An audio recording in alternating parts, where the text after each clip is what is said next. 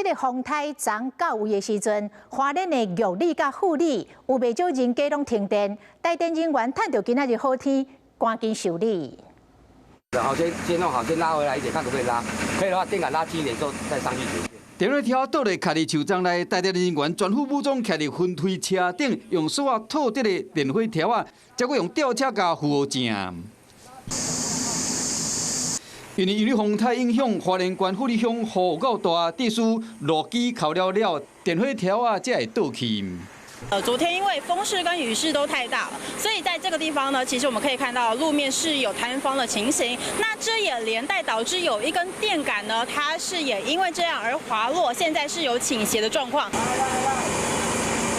因为无什么卡路，加上土较软，增加抢修的难度。就是因为杆基的一个流失，所以有一个滑落的一个现象。因为风台各地失电，台电人员有够辛苦。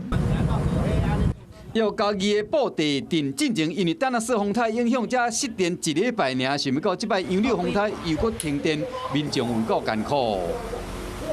昨个布停电停到10点半。哦。若无电哦，若无电哦，所有冰箱的物件要清出去断掉。杨柳风台强大为了好袂少的电力设备拢受到影响，造成的财损要伫股。